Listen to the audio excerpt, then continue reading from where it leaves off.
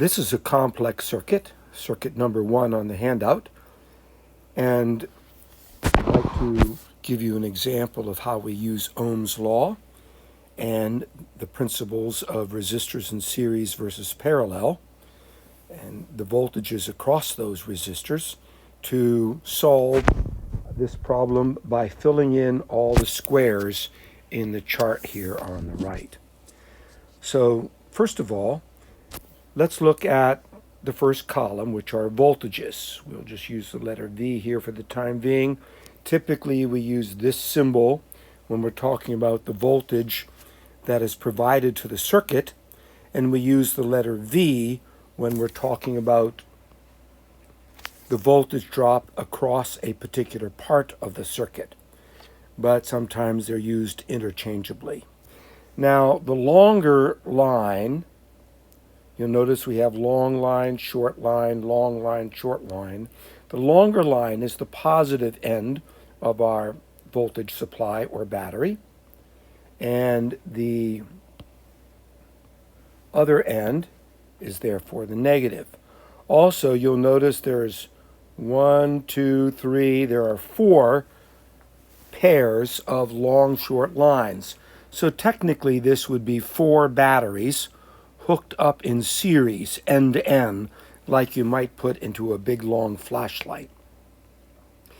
Now this diagram is really old, back when the convention was that charge flowed from the negative to the positive.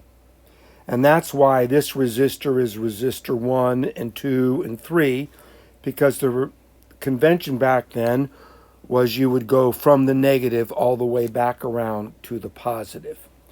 But somewhere, I don't know, 15 or 20 years ago, they changed that convention to be more consistent with other things.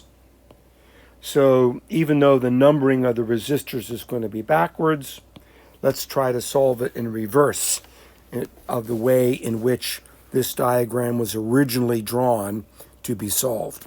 So we're going to say that the current is going to leave the positive. It's been pumped up. It's been jazzed up with its energy. Work per charge is the voltage. And of course, it's going to return eventually PTO, plumb tuckered out, which means 0 voltage. Every chunk of charge will have 0 energy when it comes back to the battery in order to be re-energized, so to speak. Now you'll notice as we continue to consider the column here on voltages, we have 3.5 volts across the R2 resistor. So I'm going to draw that right here. This is a voltmeter hooked up in parallel across the R2 resistor. We always hook up voltmeters in parallel, and this is 3.5 volts. Okay? Now, here we have a 4 volt resistor across the R4. So I'm going to hook up a 4 volt voltmeter across the R4 resistor, and this is 4.0 volts.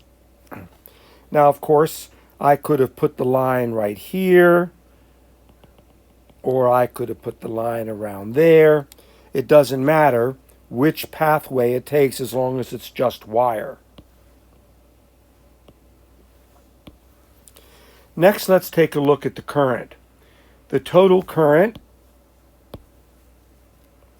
is 2 amps. That means if we were to put an ammeter here, and ammeters are always hooked up in series, or here, or here, or here, anywhere that we were to put this ammeter where all the current has to go through, we would record 2.0 amps. It doesn't matter as long as it's the only pathway through which the current can travel. Now you'll notice that across the R3 resistor, we have 1.5 amps. So that means whether we put the ammeter here, or here, or here, it doesn't matter. It's going to be 1.5 amps. And then finally we have a 1 amp ammeter going through R5. And so we could put that here, we could put that there. It doesn't matter. That ammeter would read 1.0 amps. Remember, the current does not slow down when it goes through a resistor. The amount of current doesn't change going through a resistor. It's the energy that the current has when it plows through a resistor. It's the energy that gets used up. And then finally, we are told that the R1 resistor, let's pick another color. The R1 resistor is 5 ohms. So this is 5 ohms. And I'm going to dispense with the significant digits for the time being. And 2 ohms of resistance across R6. So this is 2 ohms of resistance there. And maybe I will be consistent.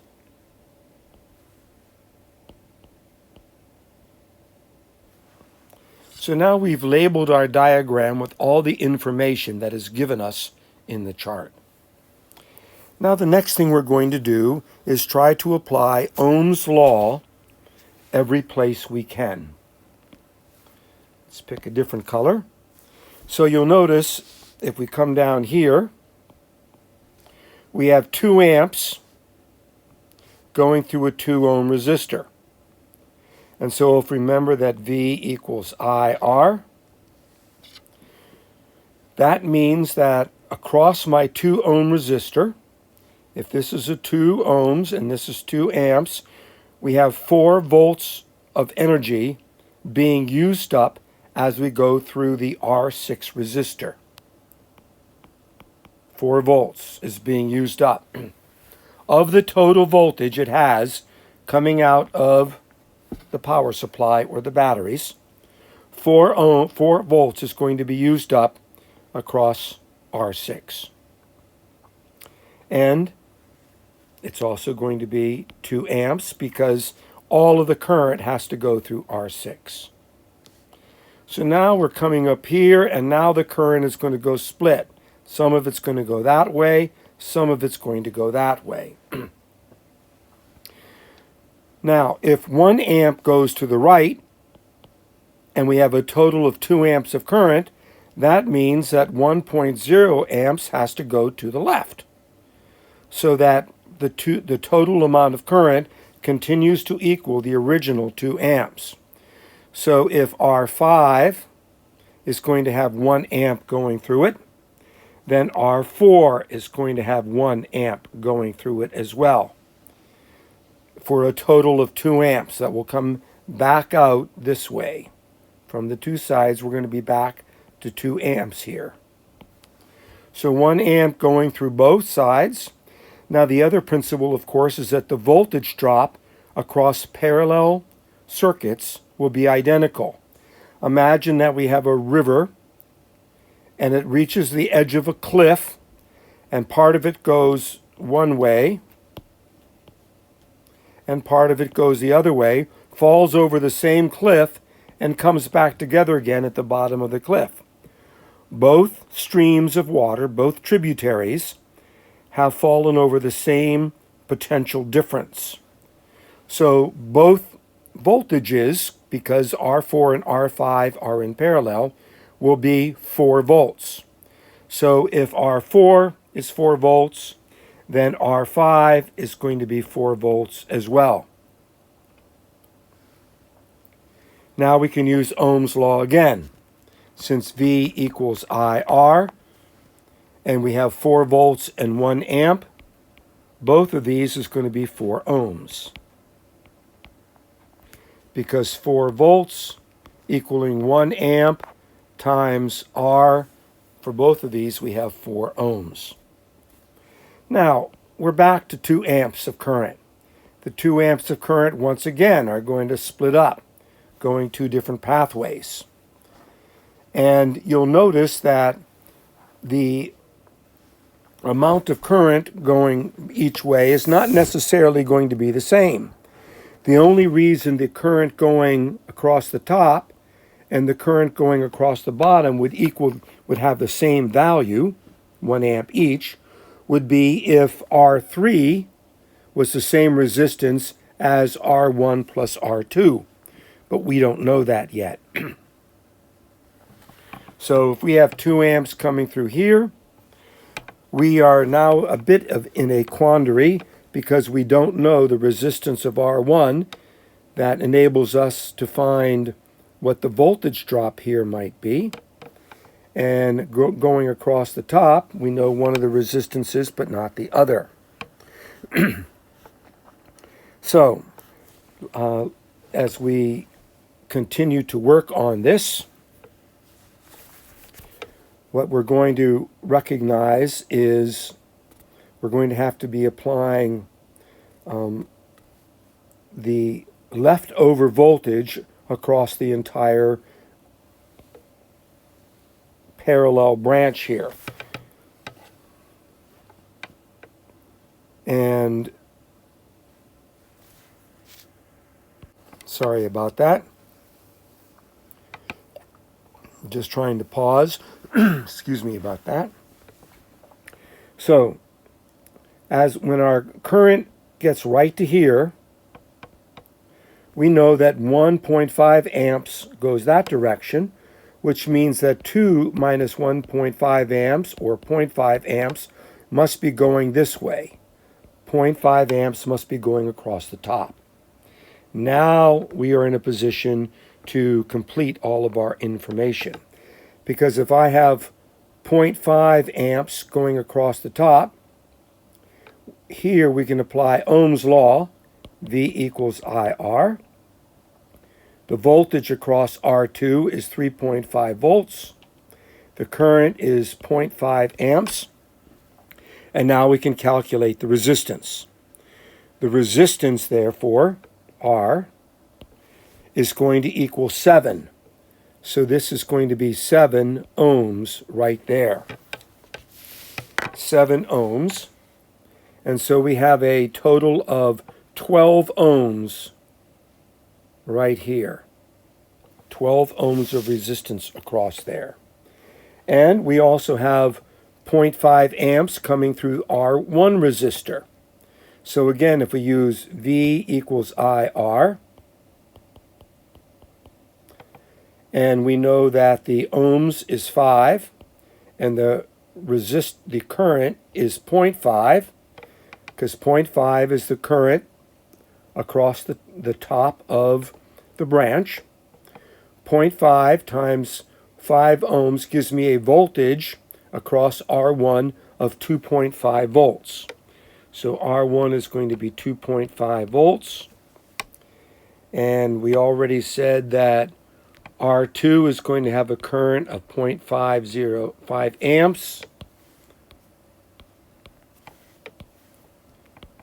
0.5 amps. And we already said that this resistance is going to be 7 ohms. We already said that across R1 we have 2.5 volts. And we said that the current is 0.5 amps. And we were given the 5 ohms. So now we got to figure out the lower branch. And I think I'll change color here.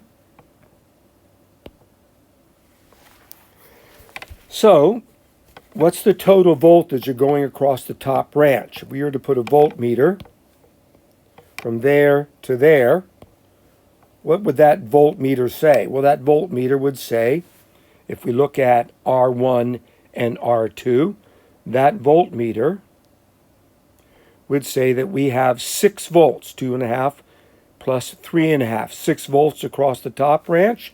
Therefore, you have to have 6 volts across the bottom branch, because the voltage drop across parallel branches is identical. So this is going to be 6 volts across R3, which is the bottom branch.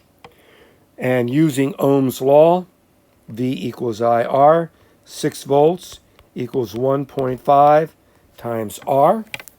And you can see that that means that R3 resistance is going to be 4 ohms.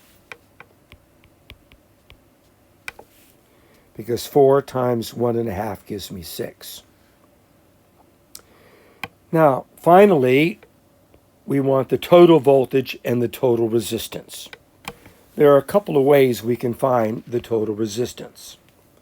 The easiest way is to first of all find the total voltage. So let's change colors here. And let's see what our voltage is as we leave the battery. From right here, as we leave the battery, you can see that when we go through R6, we have 4 volts. And then when we go through either R4 or R5, it doesn't matter, we have another 4 volts. And then when we go through the top branch or the bottom branch, we have another 6 volts. And so 4 plus 4 is 8, plus 6 is 14 volts. Total. 14 volts that, if I were to hook up a voltmeter across my power supply, in parallel, of course, we would get 14 volts. And so therefore I can use Ohm's law here, V equals IR, and say 14 equals 2 times R. R is obviously going to be a total resistance for the entire circuit of 7 ohms. Now the other way you can find this number would be the way that you did it in Chapter 17. In Chapter 17, you could begin with the 2 branches that are in parallel and say 1 over R4 plus 1 over R5 equals 1 over R equivalent. You could do the same thing for the other branched part at the top of the diagram. Then you could add up all the resistors, and you would again get 7 ohms if you did it correctly.